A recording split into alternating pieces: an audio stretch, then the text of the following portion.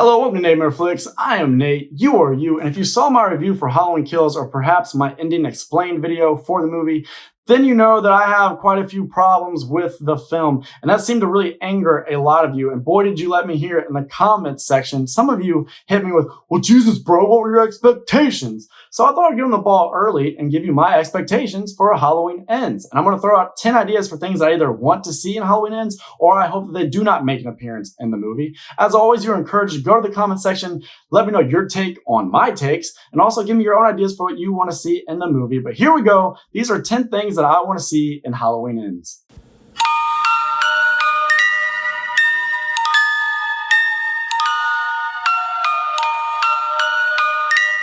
Number 10, I would like an explanation for the disappearance of Michael Myers. What do I mean by that? Well, last we saw Michael, he had just slain Karen and he was staring into his reflection in the room of Judith Myers. But David Gordon Green has since come out and said that there's going to be a time jump. That no longer are we going through this timeline where it all goes down on one night. Originally, it was going to be Halloween 2018, Halloween Kills, Halloween Ends, all happening in one night. I love that idea, but we have abandoned it. So now we need to explain this time jump and where Michael went. I don't really know that it makes sense, so I'm interested to see what they're going to do here. I'll keep my fingers crossed and I will be hopeful that it is an intelligent, entertaining direction to go. But for right now, it's a bit puzzling to me. And I'm really interested to see how they're going to explain it because we did not really define what drives Michael. We know that there's no sibling angle here. That's not why he came back to Haddonfield and started stalking and killing folks yet again. That he's not all about Laurie Strode. So I'm glad we haven't really defined the character too much, but we have defined that Haddonfielders can look at his course and go, oh, he's going back home. He's going to the Myers house. Something is driving him to go home. So then why did, once he got home in Halloween Kills, did he seemingly leave? Because we now don't know where he is, even though the Haddonfielders were hot on his heels and Allison and Laurie have every reason to be coming for this guy. What has he been doing for the last 4 years then? How has he not turned up? How are there not dead bodies in some other town? Did he just evaporate into thin air? What brought him back? We've now created a situation where all this has to be explained, and I can't wait to see what that explanation is going to be. For number 9, I just asked that we don't heap any more supernatural powers onto Michael Myers. And the funny thing is, according to David Gordon Green, if you watch Halloween Kills, Michael is not supernatural at all. He is just a man for David Gordon Green in this little run of movies. And that's a bit puzzling to me because people who like the movie and people who dislike the movie seem to both agree that Michael felt very supernatural in the concluding moments of Halloween Kills.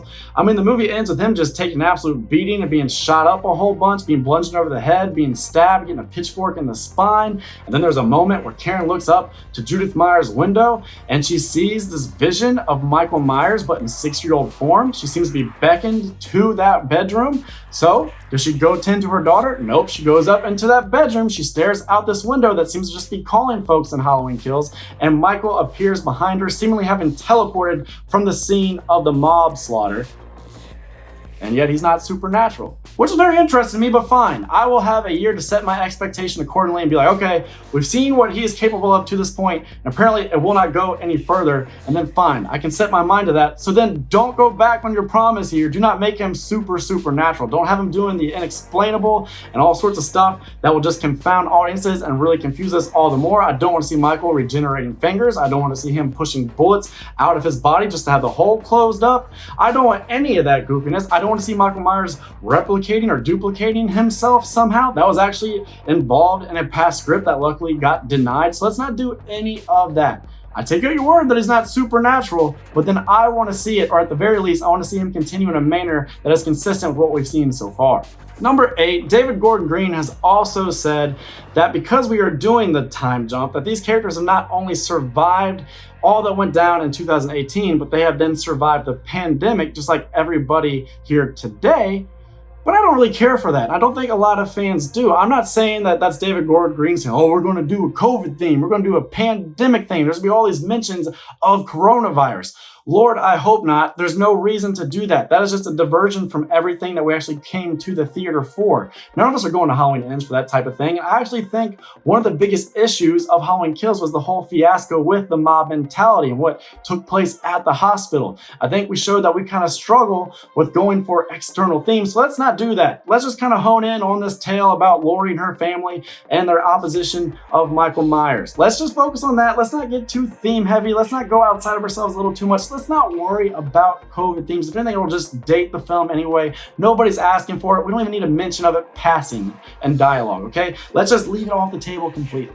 Number 7, no more callbacks. I understand why we have done so many of them, and it has been nice of you to deliver that for fans. I mean, you guys have done fan service and then some. Let's pump the brakes. Let's not do it anymore, because I think we've gotten in the way of our own narrative at times by having to be like, hey, throw that thing in there. Fans will love it. They'll recognize that. Or, whoa, pump the brakes. Have that one character look directly into the camera and deliver that one inconsequential line from another movie. It'll be sick. Let's not do any more of that. We've established that you guys know this franchise well, but now it is time to put your stamp on things. Don't do callbacks. Make your own magical moments that future films will call back to.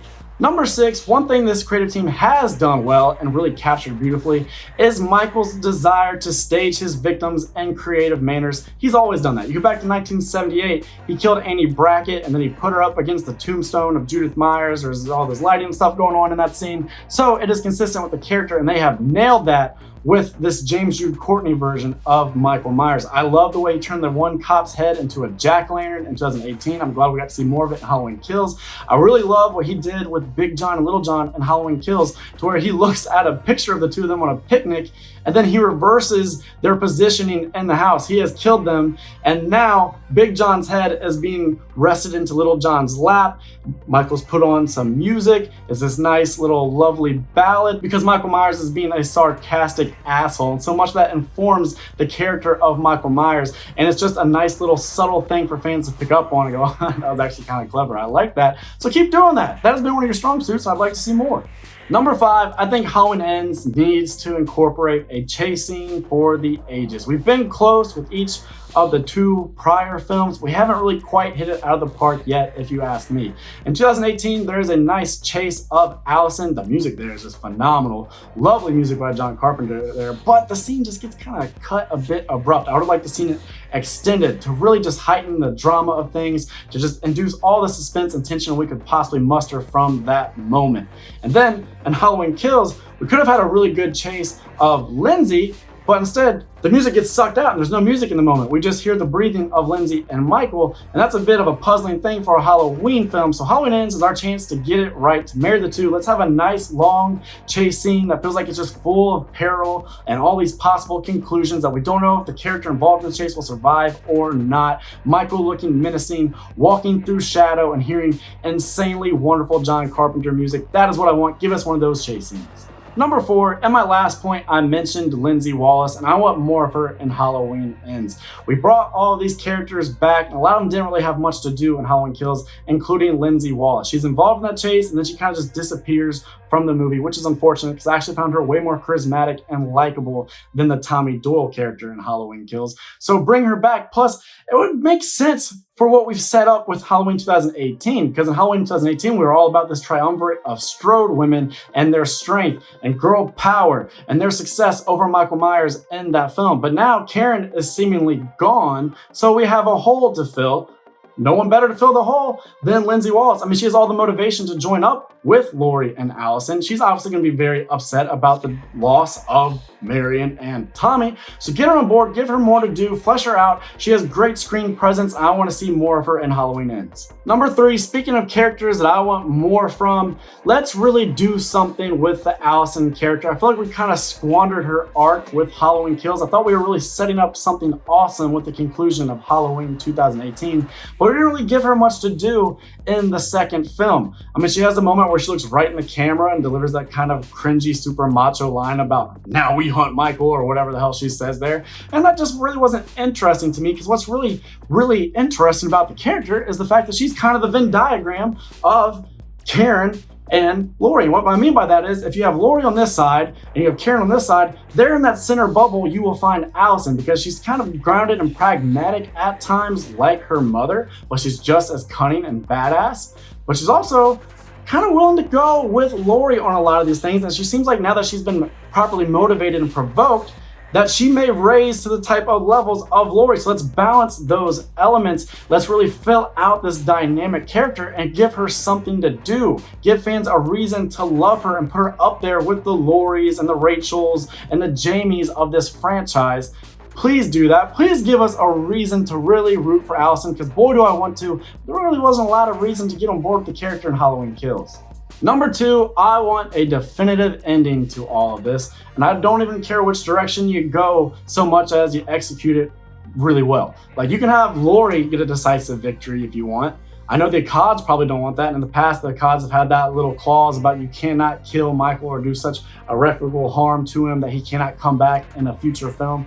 But I think we're past that at this point. We have so many Halloween films, and they come complete with so many different timelines. If you go pop in a random Halloween sequel on any given night, you are kind of opting to be like, tonight we're going to play along with this timeline. Tonight this is going to be canon for me, and that's the world that I live in. That's just what happens when you come to the Halloween franchise now, and that's what's going to happen in the future. So whatever happens here, it can end things in a decisive manner. We can put a nice, neat bow on things so that we have a proper resolution. There's no wiggle room out of it to be like, oh no, this character actually survived. Or did you see that one thing that could be the transference of evil into another character that we can explore another movie? And no. You've got 3 movies to tell a story. So tell a story, and tell a story with a really wonderful, victorious ending, whether that be for good or evil. If you want to set it up to be the subverting of expectations to where Michael actually defeats Laurie and then walks off into the unknown, so be it. I think you'd have a lot of fans thrilled to see that. I've actually had people in my comment section say they want that. Do it, fine, but just give it a definitive ending. And number 1, I want a new writer for Halloween Ends, and I know it's not happening, but hey, this is my list and I can wish, right? I think we've done some nice things with the first 2 films. We get a lot right about the franchise. It is clear that they have scoured the franchise and they've watched every entry countless times, and that's nice. And James Hughes Courtney is wonderful as Michael Myers, maybe the best Michael Myers of all time. The kills are grisly, gory, and fun. Sometimes there's really good tension. We've done a really nice flashback, but we can't write dialogue to save our lives. So let's bring somebody in to punch up a script and get it right. Let's make the final film the best film. Let's make it the best film of this 3-movie run. Let's make it the best sequel to the original Halloween movie. Let's make it the best we've ever got, or at least strive for that. Let's be honest with ourselves. There is no shame or weakness in saying, hey, you know what? This is what we've executed well. This is what our successes have been, and our downfalls have been this. So let's not just epitomize failure and continue to do the same things over and over again and expect a different result. We've heard the fans, we've heard the critics loud and clear. We'll continue to do the things everybody loves and raves about, but we will fine-tune the things that are not working. Bring somebody else in, let them write some dialogue. No more forced comedy, no more corny, cheesy lines, no more ham-fisted, wannabe Shakespearean dialogue and overtone. None of that. Bring somebody else in and let them write. So there you have it. Those are my 10 ideas for what I want to see in Halloween Ends. Be sure to let me know your ideas below. Let me know what you thought of this video. And if you had a good time, then hey, please hit subscribe so you can continue to see all the fun Halloween and horror content coming your way via this channel. Other than that, I hope you have a fantastic day. I'm Nate for Nate Flick saying that's a wrap.